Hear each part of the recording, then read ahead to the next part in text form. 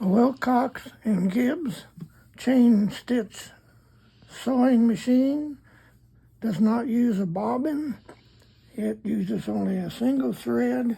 It's being powered by a tiny power steam engine. We'll give it a go here.